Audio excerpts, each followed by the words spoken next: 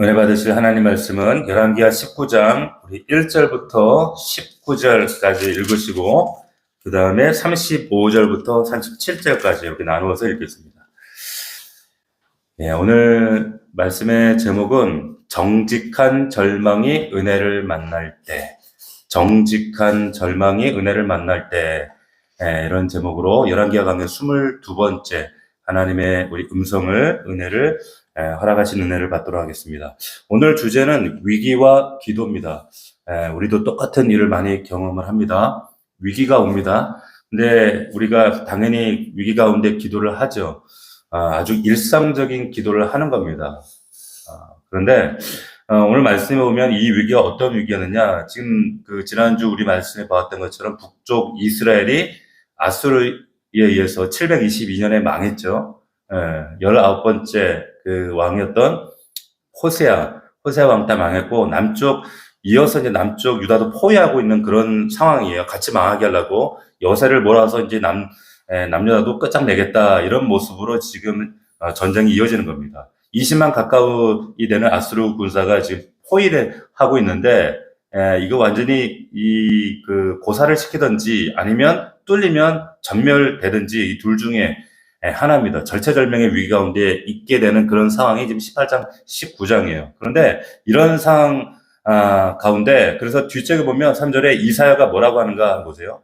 지금 이러한 형국을 3절에 보면 이런 편을 쓰죠. 환난과 징벌과 모욕의 날이라 아이를 낳을 때가 되어서는 해산할 힘이 없다, 이런 말이 나와요. 이 무슨 말이냐면, 그 여자가 혼자 애 낳을 때, 뭐 요즘 병원사 낳지만 옛날에 다 여자가 혼자 애를 낳잖아요. 근데 애를 낳아야 되는데 힘이 다 빠져버리면, 지금이야 뭐 의학이 발전해서 병원 가서 뭐 제왕절개라도 하지만 옛날에 같으면 아이도 죽고 그리고 산모도 다 죽는 겁니다. 그래서 이렇게 산모가 힘쓸 힘이 없으면 그런 상황이라는 거예요. 그러니까 반드시 힘써야 되는 상황인데, 힘을 써야만 하는 상황인데 힘이 없다, 지금 그런 상황이라는 거예요. 그런 상황에 지금 놓여있다. 그런데 이런 상황 가운데 히스기야가 옳았죠. 기도합니다. 당연히 기도를 합니다. 그러니까 정말 훌륭한 선택을 한 겁니다. 원래 현실적인 선택지가 있었어요. 옵션이 2개 있었다는 거예요. 이 당시에 옵션이 뭐냐? 하나는 지금 아수르가 쳐들어오면 아수르와 대적할 만한, 거기에 대등할 만한, 비견할 만한 강대국이 있었거든요. 그 나라가 어디입니까? 애굽이었어요. 애굽. 그래서 애굽에게 붙는 겁니다. 그래서 애굽으로 갈 것인가, 기도할 것인가, 선택지, 옵션이 2개가 있는 겁니다. 근데 우리도 그렇잖아요. 그런 위기가 닥쳤을 때 항상 늘상으로 제가 강조하지만은, 기도의 자리로 가지 않고 우리는 어떻게 해요? 반사적으로 사람을 찾든지 아니면 나의 능력과 내 경험을 찾든지, 이게 늘상적으로 반복되어지는 패턴이라는 거예요. 그렇기 때문에 세상으로 갈 것인가 아니면 기도할 것인가, 선택은 명확합니다. 히스기야가 선택을 잘했어요. 우리도 그렇습니다. 뭐 이것저것 우리가 다 해보고 난 다음에 마지막 카드로 기도나 마지막으로 해보자, 이렇게 나가면 곤란하다는 겁니다. 이건 크게 잘못되는 거예요. 자, 그래서 히스기야가 바른 선택을 하는데, 1절을 다시 보시면 히스기야 왕이 듣고 그 옷을 찢고 굵은 배를 두르고 여호와의 전에 들어가서, 이렇게 나오죠. 무슨 말이에요? 애굽으로 안 가고 기도했다, 그 말이에요. 그런 얘기입니다. 자, 근데 기도라고 해서 다 똑같은 기도는 아니죠. 자, 기도에 대해서 우리가 좀 생각을 해보면, 우리가 일상적인 기도가 있고 가끔 하는 기도가 있어요. 그죠? 일상적인 기도가 있고 가끔 하는 기도. 여기에 좀 제 나름, 제가 좀 새로운 이름을 붙이면 발작적인 기도.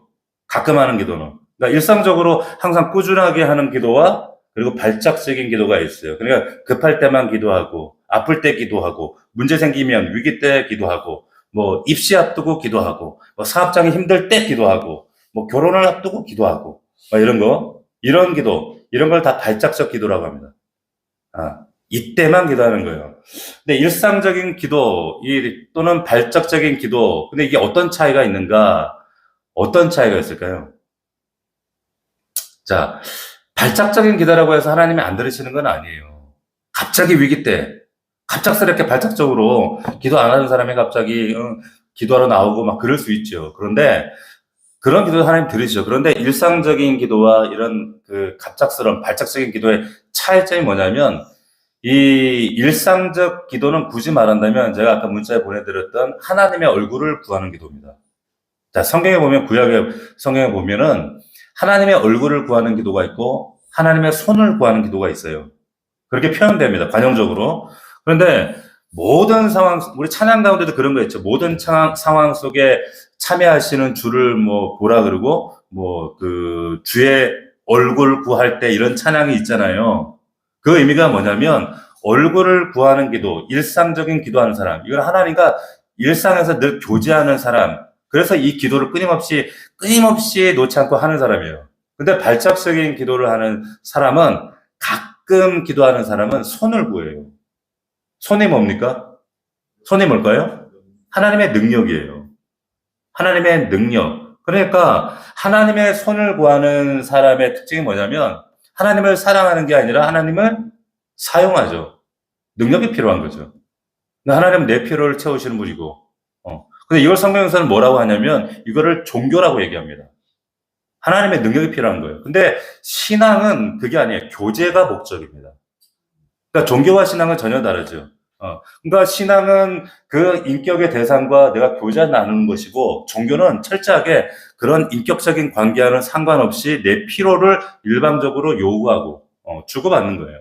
우리가 결혼하면 그런 거 있잖아요. 결혼하면 남편의 얼굴을 구해야 되잖아요. 아내의 얼굴을 구해야 되잖아요.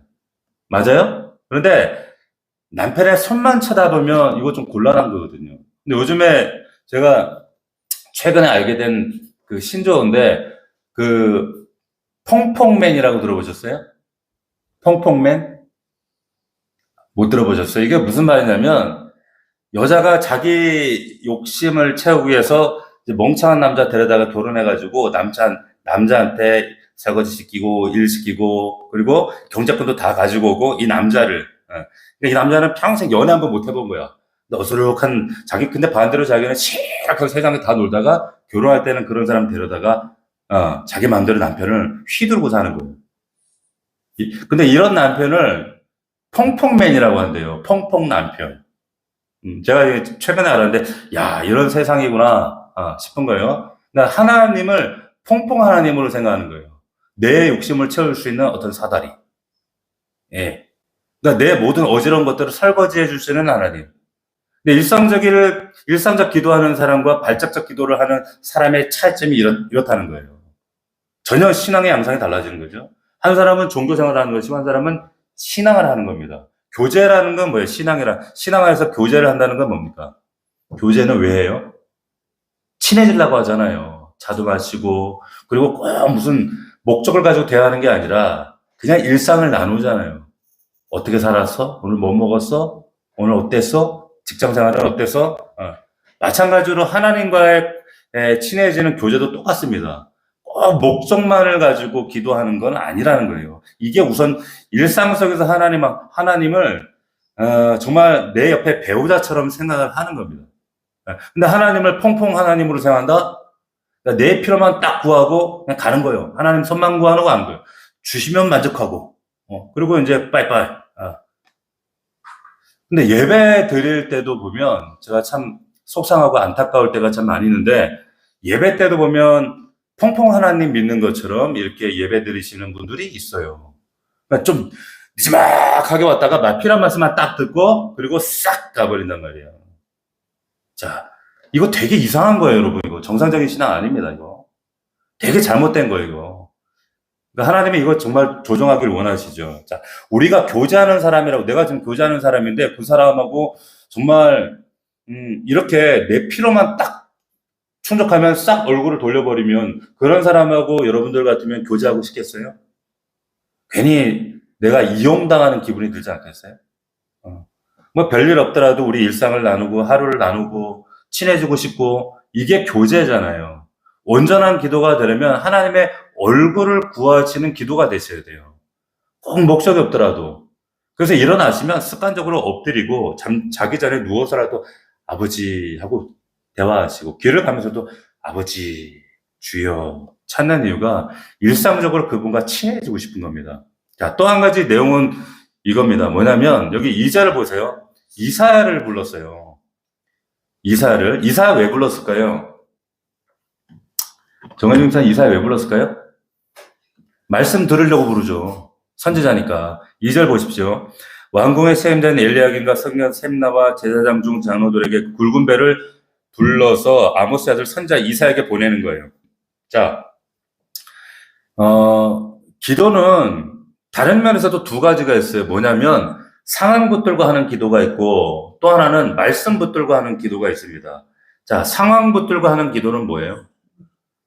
말씀 필요 없어요. 그냥 내 상황밖에 없어. 지금 오늘 여러분들 지금 기도에 나오셨는데 기도에 나온 이유가 그냥 상황밖에 없어. 내 지금 어려움들, 고난들, 지금 사업자 문제들 안 풀리는 거, 꼬인 거, 뭐 아내 문제, 남편 문제, 상황만 붙들고 여러분 계속 이 상황만 가지고 계속 기도하잖아요. 이거는 하소연이 됩니다. 예. 이 결국에 내 원함을 구하는 기도가 되는 거죠. 근데 히스기야도 상황 놓고 기도할 수가 있었어요. 상황이 너무 안 좋잖아요. 지금 포기당했으니까. 얼마나 상황이 안 좋아요.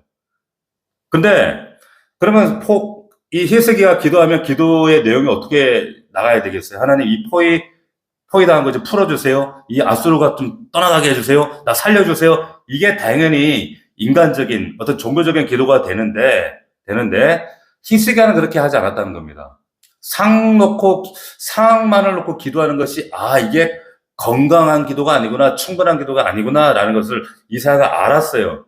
그래서 이사야를 부른 겁니다. 왜? 말씀 달라고. 하나님 말씀 달라고.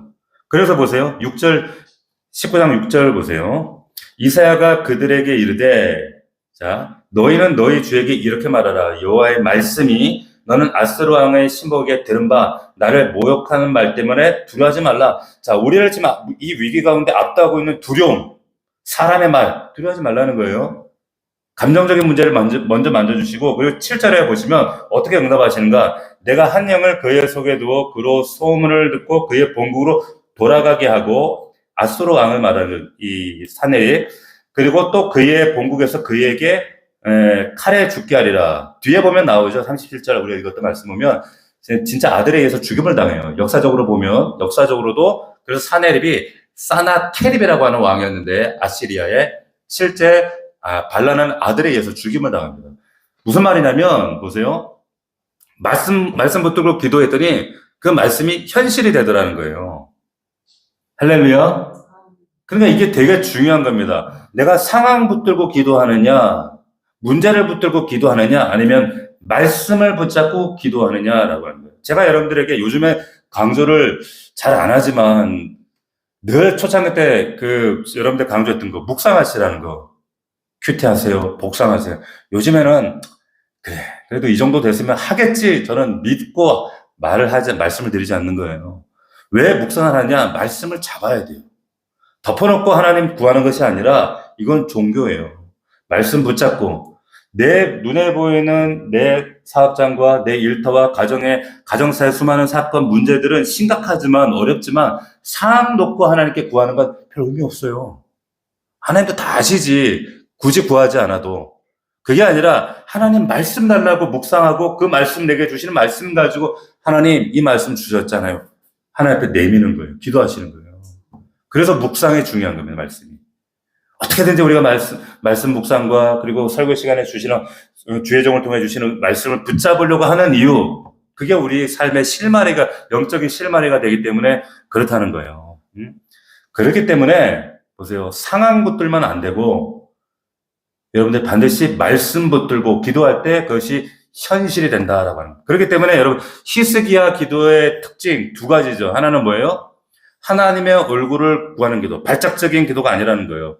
손을 구하는 기도가 아니라는 거예요. 또 하나는 상황 붙들고 하는 기도가 아니라 말씀 붙잡아야 된다는 거예요. 말씀 붙잡고 하는 기도. 그럴 때 하나님께서 여러분의 삶 가운데 간섭하시고 역사하실 줄 믿습니다. 이거 사실 우리 옛날에 다 했던 말씀이거든요. 하나님을 경험하는 삶이라는 책을 통해서 여러분 다 나눴던 말씀이에요. 근데 우리는 자꾸 잊어버려요. 자, 근데 결국에 그러면 이 히스기야의 이 기도와 과정과 결과, 응답이 그럼 어떻게 진행되는가 한번 보시자고요. 지금 이 18장, 19장, 그리고 역대하의 말씀 보면은 지금 이 역사적인 이 아시리아의 공격으로 정말로 그 역사적인 그런 성경 아닌 책에도 보면은 이 아시리아의 사내립이 얼마나 잔인한 왕이었냐면 사람을 꼬챙이에 꽂아가지고 죽였어요. 포로들을 코에 깨고 이루 말할 수 없는 방법으로 이 핍박을 하고 사람을 죽이고 그러니까 이 제국의 그 잔인함이 전 세계 열방 가운데 쫙 소문이 났습니다. 얼마나 두려웠겠어요? 얼마나 두렵습니까? 자, 이런 상황 가운데 보세요. 이 18장 27절에 보시면 히스기야에게 막 조롱하고 그리고 저주가 섞여 있는 그런 그 편지를 보내요. 첫 번째, 두 번째 편지를 18장, 19장에 걸쳐서 보내게 되는데 18장 27절을 우리 앞에 보시면 이런 말씀이 나와요.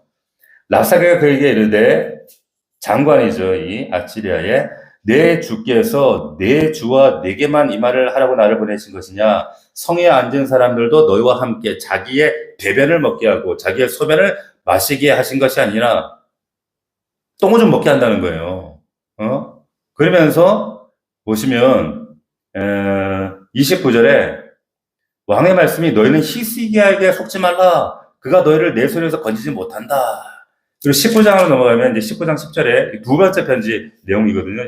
10절 보시면 너는 유다의 왕 히스기야에게 이같이 말하여 이르기를 네가 믿는 네 하나님이 예루살렘을 아수르 왕의 손에 넘기지 아니하겠다는 말에 속지 마라. 막 조롱하는 거예요. 자, 이런 항복하라고 하는 그리고 조롱하는 편지를 이제 두 차례 걸쳐 보내는데 네가 믿는 하나님이 널 구원한다고 속지 마. 그런 말에 속지 마라. 내 손에서 구원받은 이 열방의 다른 나라 봐라. 그런 신이 있더냐? 항복하지 않으면 너의 대소변을 먹게 할 것이다. 막 이런 조롱을 하는 겁니다. 이런 막 숨통을 조여오는 겁박과 조롱 두렵죠. 그리고 성 밖에는 지금 18만 5천 명이 지금 에워싸고 있는 거예요. 뭐 나갈 틈이 없습니다. 살아날 틈이 안 보여요. 이런 겁박 앞에서 보통 이런 겁박이 우리를 압도하면 어떻게 해요, 사람들이?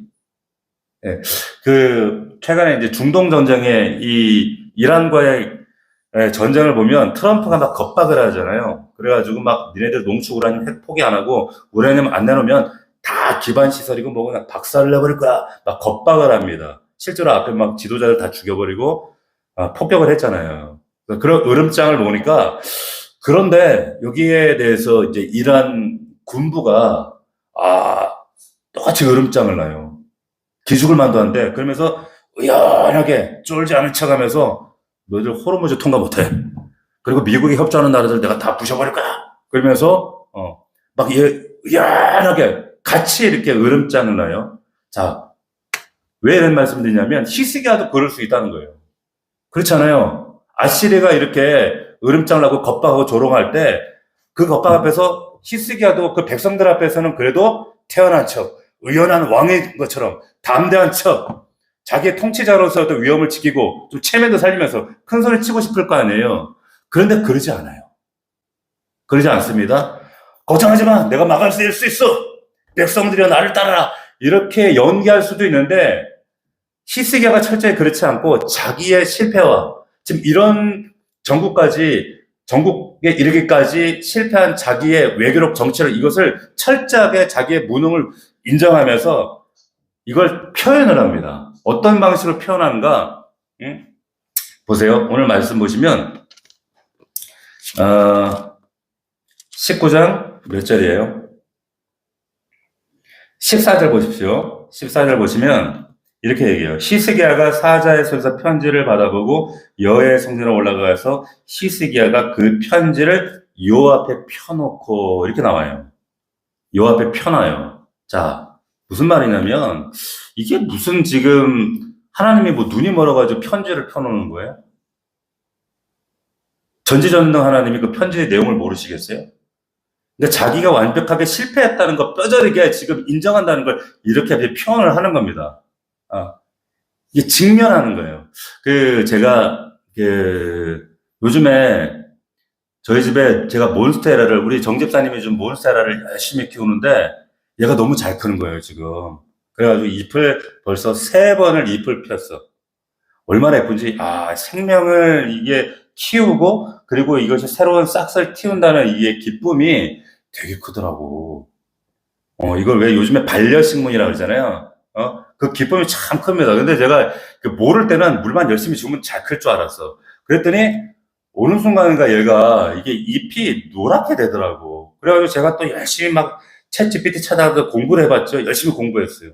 공부했더니 내가 몰랐던 사실이 있어. 이 몬스테라는 과습을 하면 안 된대. 물을 너무 많이 주면 안 된다는 거예요. 바람이 잘 통해야 된대. 예. 그래가지고 제가, 저는 왜 잎이 누래지니까 얘가 물을 못 먹었고 그런갑다. 그래갖고 얘를 또 그냥, 그러니까 막 초보자들은 그러면 어떻게 막 물 주고 막 영양제 꼽아가지고 막 겉에 또 닦아주고 막 이런단 말이에요. 처음에 나 잎도 잘라서 노란 거를 막 잘라주고 그랬는데 그게 아니더라고. 어떻게 되는 줄 아세요? 그때는 그래가지고 제가 흙을 다 파가지고 큰 화분으로 옮겼어. 흙을 다 이제 그래가지고 그 안에 썩은 뿌리 같은 거 이게 좀 이상한 거는 물론 물컹물컹해지고 이거 다 잘라버려. 다 잘라. 그래가지고 완전히 썩어 문드러진 뿌리에 날 것을 있는 그대로 식물로만 하면 하나님 앞에 이 식물을 뿌리를 하나님 앞에 대면해 놓게 하는 거예요. 그랬더니 얘가 살아나네. 그래가지고 이게 막 잎을 피는데 요즘엔 너무 커져갖고 막 얘가 막 이렇게 커요 막. 얼마나 이쁘게 크는지. 그러니까 시퍼렇게 썩은 뿌리를 이게 냉장에 잘라내는 그리고 토양을 완전히 기경해버리는 그런 고통스러운 과정 없이는 이 몬스테라가 절대 자라지 않는다는 걸 제가 깨달았어요. 배웠어요. 근데 우리 영혼도 마찬가지. 우리가 위기나 문제 앞에서 우리가 가장 해야 될 일이 뭐냐면 괜찮은 척 연기하는 거 멈추는 겁니다. 괜찮은 척. 나 아무렇지도 않은 척. 내 힘으로 내 삶의 무게에 썩어가는 이 뿌리, 내면의 상처, 이건 이겨낼 수 없다는 걸 하나님 앞에 인정해야 되는데, 드러내야 되는데, 그런 뼈아픈 직면이 있어야지 하나님의 기적을 싹 틔울 수 있는데, 그걸 안 하는 거예요. 괜찮은 척. 늘 할렐루야. 별일 없어요, 집사님? 괜찮아요. 잘 지내요. 그거 절대 건강한 거 아닙니다. 우리 왜 목장 안에서 서로 소통하고 나누느냐, 이런 거 다 끄집어내라고 말씀드리는 거예요. 보세요. 14절 말씀을 보면 히스기야가 사자에서 편지를 받아보고 어떻게 하냐면 성전 올라가서 잘 보세요. 히스기야가 그 편지를 요 앞에 펴놔요.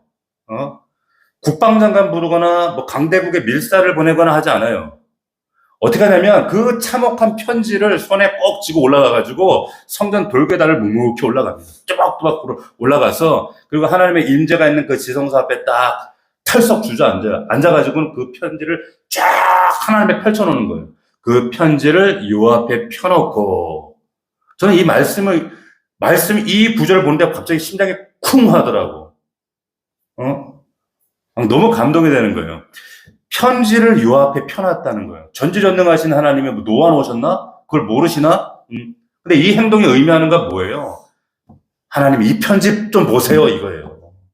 하나님 이 편지 좀 보세요. 이게 저의 적나라한 현실입니다. 왕이라는 자의 이 왕이라는 히스기야라는 자의 철저한 무능함과 벌거벗은 모습이 이런 모습입니다. 있는 그대로 하나님 앞에 고백하는 거예요. 백성들이 다 보지 않았겠어요? 가장 정직한 표현을 지금 하고 있는 거예요. 자, 우리는 기도할 때조차도 제가 대표 기도를 왜 우리 전 교인을 다 돌아가게 하느냐? 저는 그 내용을 정말 깊이 우리 성도 여러분들이 기도하시는 그 기도의 내용을 꼼꼼히 새겨들어요. 그리고 나중에 돌아가서도 제 마음속에 특별히 꽂히는 그런 문장이나 단어를 계속 곱씹어봐요. 우리 성도가 왜 저렇게 고백했을까? 왜 저런 기도를 하나님께 올려드릴까? 어떤 분은 그냥 지나가는 분들이 많아요. 그런데 그런 대표 기도도 금요일날 기도도 하나님 앞에 나와서 포장하고 그냥 자기 할 말만 하고 하나님과 관계가 없는 그런 기도만 올려드리고 그냥 쌩 하고 가버리는 거예요. 하나님은 우리가 얼마나 변덕들고 얼마나 우리가 이 같다 저리 같다 하는지 다 아시는데 나의 연약함을 다 감추고 은폐하고 실패도 감추고 하나님이 내 삶을 주목하고 바라보시고 그리고 하나님께서 뭔가를 주시려고 하는 그 하나님이신데도 불구하고 하나님은 전혀 상관없이 그래도 상관없이 거룩한 척 상처받지 않은 척 다 용서한 척 나 괜찮은 척 아무렇지도 않은 척, 그러니까 신실한 그런 연기하는 겁니다. 근데 히스기야는 그렇게 애쓰지 않았다는 거예요. 그냥 교리대에 숨지 않아요. 그냥 히스기야 편지를 하나님 앞에 놓고 그냥 눈물 나면 울어요. 두려우면 두려운 걸 그냥 표현하는 거예요. 그 날 것 그대로의 마음으로 그냥 자기 치부와 같은 그 편지를 들고 성전 앞에 쫙 펼치는 거예요. 백성들이 모든 제사장들과 백성들이 보는 앞에서 하나님 저 왕으로 실패했습니다. 제 지혜로는 이 위기를 넘을 수 없습니다. 이제 이 절망은 제 것 아닙니다. 이 문제의 주권과 이 편지 수신인의 명의를 하나님께로 넘겨드립니다. 이렇게 내는 거예요. 할렐루야. 보세요. 제가 요즘에 SNS 그 알고리즘이 이게 자꾸 이렇게 뜨더라고. 그 신랑 아버지가 신부에게 이렇게 손잡고 뭐 축사해주고 자꾸 이렇게 뜨더라고. 알고리즘이 왜 자꾸 이런 게 나한테 오는지 모르겠는데, 우리 딸이 시집 갈 때가 됐나.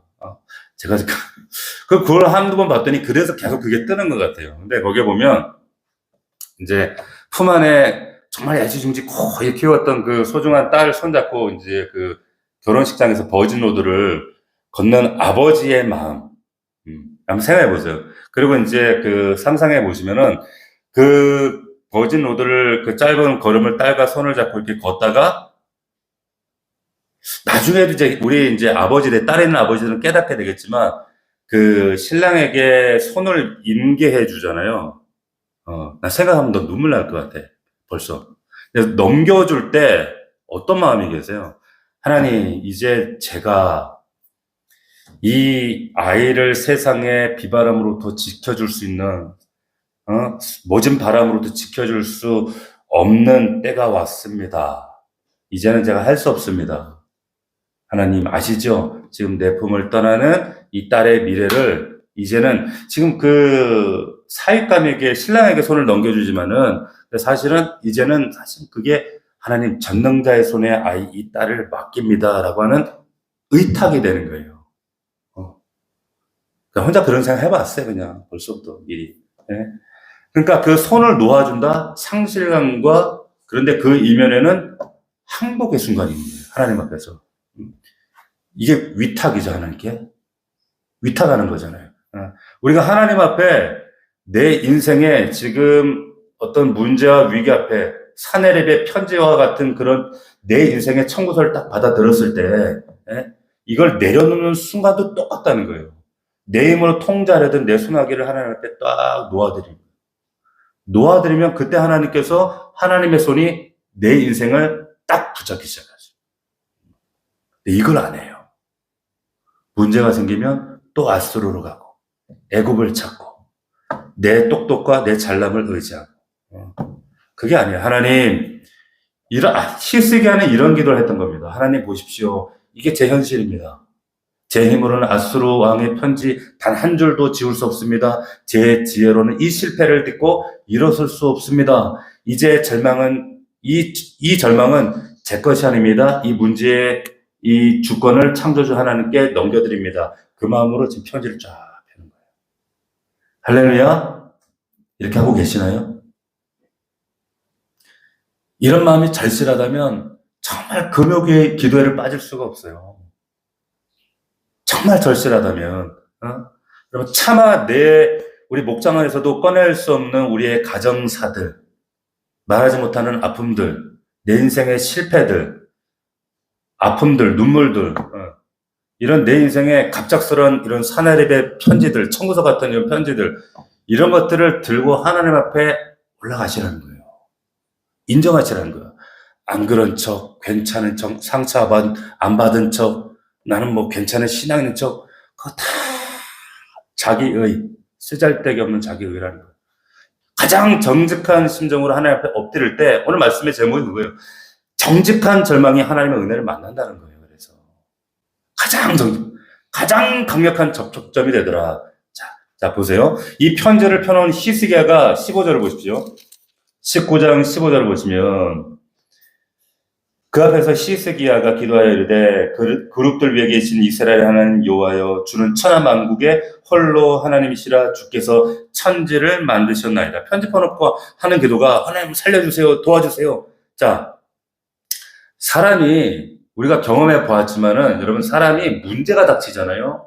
위기가 오잖아요. 시야가 한없이 좁아져요. 저렇게 믿음 좋던 사람도요. 믿음이 요만해 작아지는 게 아니라 시야가 좁아져요. 믿음은 그대로인데 요것만 보는 거예요. 요것만. 그러니까 지금 나를 짓누르는 지금 빚더미, 뭐 나를 헐뜨는 직장 상사, 내 몸을 장악하고 있는 암세포, 그것만 보이는 거예요. 근데 히스기야는 그 문제 앞에서 그 문제를 보는 것이 아니라 그래서 의도적으로 고개를 하나님께로 드는 거예요. 보세요. 보시면 지금 이 기도 가운데 문제에 관한 이 기도가 있어요? 아수로 뭐 얘기하던가요? 지금 포위당했다는 얘기 하던가요? 나 편지로 이렇게 억울하게 지금 나 공격당하고 있다고 이런 얘기 하던가요? 아, 그런 말이 없어요. 15절 히스기야 기도를 가만히 보면, 그냥 하나님 저 좀 살려주세요. 이런 생존에 관한 얘기가 아니라 전혀 그런 얘기를 안 해요. 그리고 16절 보십시오. 16절을 보시면, 여호와여 귀를 기울여 들으소서, 여호와여 눈을 떠서 보시옵소서, 사내립이 살아계신 하나님을 비방으로 보낸 말을 들으십시오. 그리고 19절 보시고, 자, 같이 읽어보겠습니다. 시작. 우리 하나님 여호와여 원하건대 이제 우리를 그의 손에 구원하소서. 그리하시면 천하만국의 여호와가 홀로 하나님이신 줄 알리이다. 자, 이 기도가 굉장히 중요한데 무슨 말이냐면 정리하면 이런 거예요. 문제는 지금 우리가 죽게 되었다. 생존의 문제인데 내 생존 실존의 문제를 지금 하나님의 영광으로 치환하고 있는 거예요. 잘 보세요. 이 기도가 왜 위대한 기도인가? 히스기야 기도가. 자, 문제의 본질이라는 게 지금 제가 통치를 잘못해서 외교를 형편없이 해가지고 지금 이런 실패와 이런 절망적인 상황을 맞이하게 됐는데, 그렇잖아요. 이 문제를 하나님의 영광으로 치환하는 기도를 지금 하고 있는 거예요. 무슨 말이냐? 보통 우리가 어떤 좌절과 실패를 경험하게 되면 부끄러워하고 피하려고만 해요. 이걸 감추려고만 해요. 근데 히스기야는 그걸 가지고 내 무능으로 걸러내지 않고 그걸 가지고 하나님의 능력이 일하실 수 있는 도구로 내 실패를 딱 올려드린단 말이에요. 하나님의 영광을 위해서 내 실패를 사용하십시오. 지금 그 기도하고 있는 거예요. 할렐루야. 이해가 되시나요? 그러니까 기도의 내용이 성숙하면 이런 기도가 나와요. 이런 기도가 하나님의 영광을 선포하죠. 하나님의 영광을 위해서 이 상황 역전해 주십시오. 이렇게. 이게 진짜 정직한 절망을 통과한 사람들만 이 기도할 수 있는 겁니다. 자, 이 솔직한 고백이 하늘에 마침내 닿았어요. 20절을 보십시오. 자, 20절 아모스의 아들 이사야가 히스기야에게 보내 이르되 이스라엘 하나님 여호와의 말씀이 내가 아스루 왕 사네립 때문에 내게 기도하는 것을 내게 어떻게 했다고요? 들었노라. 내가 어떻게 했다? 들었노라. 보세요. 요즘 카톡에 보면 일십하는 분들 많잖아요. 편지도 요즘에 밑에 우리 교회 1층에도 그 편지를 보니까 이 수치인 불명을 해가지고 쓰레기처럼 쌓여있는 것들이 많아요. 그런데 아니라는 거예요. 하나님은 이 히스기야 무릎 꿇고 하나님께 이렇게 정직하게 펼쳐놓은 이 절망의 편지를 딱 보고 자신의 문제를 딱 고백했을 때, 이 기도가 이 편지의 내용 그리고 간구가 한 주도 땅에 처박히지 않고 하나님 창조주 하나님의 심장에 딱 관통해버린 거예요. 그리고 그 하나님께서 인류 역사상 가장 위대한 고요하면서도 압도적인 기도의 응답을 허락해 주시는 겁니다. 그게 35절이에요. 35절 같이 읽어보겠습니다. 다시 시작. 이 밤에 여호와의 사자가 나와서 아수르의 진영에서 군사 18만 5천 명을 진지라 아침에 일찍 일어보니 다 송장이 되었더라. 할렐루야. 자, 하나님이 아니면 하실 수 없는 이런 놀라운 역사가 눈앞에 펼쳐지는 거예요. 여러분, 기적을 구해서 기적이 일어나는 것이 아니라 말씀대로 행해야지만이 이런 기적을 경험할 수가 있는 거예요. 할렐루야. 그냥 덮어놓고 치성을 한다고 열심히 했다고 해서 이런 기적이 있는 게 아니라는 거예요. 말씀대로 해야 돼요. 말씀대로. 밤에 예루살렘에서 창칼 갈고 뭐 준비하고 그러지 않았어요. 그냥 자기의 무력함을 고백하면서 그냥 밤에 엎드려 기도했을 뿐입니다. 그런데 그 밤 엎드린 그 밤에 하늘에서는 천군천사가 싸웠어요. 그리고 승리했어요. 아침에 확 밝아오는데 그리고 그 성문 밖을 내다보니까 어떤 광경이 펼쳐지는 거예요. 18만 5천 명이 그 창칼 들고 기세 등등하던 그 군사들이 비명 한번 지르지 못하고 다 어떻게 죽어있는 송장으로 발견되는 거예요. 하나님이 하시는 겁니다. 인간이 밤새 뼈 깎는 고통으로 내 노력으로 하면은 이 문제들이 사라집니까? 안 사라져요. 근데 이런 문제들이 아침 이슬 그냥 한순간에 떠오르는 햇살 아래서 사라져버리는 겁니다.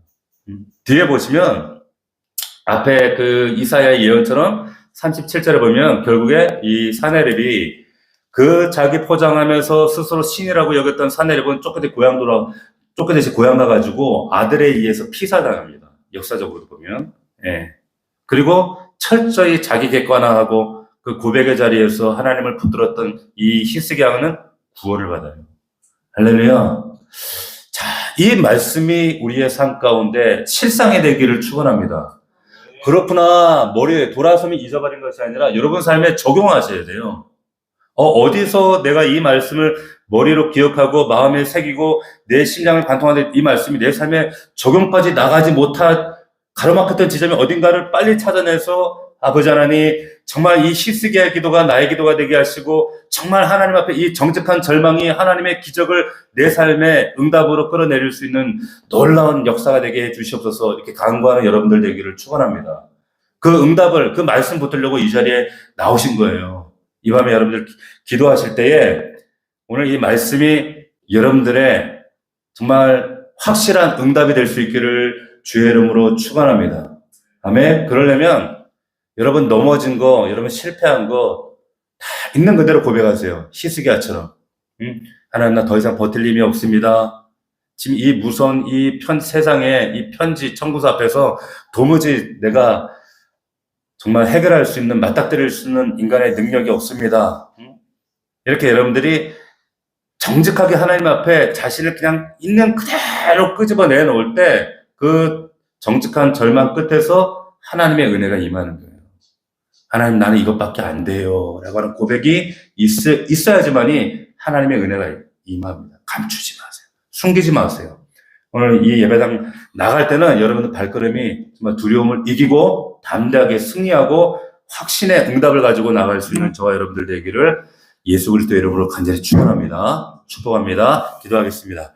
자, 이 시간 기도할 때 오늘 말씀을 각자에게 주시는 말씀 한 구절 그리고 설교의 한 구절 어떤 말씀이든 여러분 붙드신 말씀이다만 그 말씀 붙잡고 상황 붙들지 마시고 여러분들 문제 붙들고 나아가지 마시고 반드시 하나님 말씀 붙들고 하나님 앞에 나아가십시오. 그리고 하나님의 음성을 구하십시오. 하나님의 세미한 음성을 들으려고 애쓰십시오.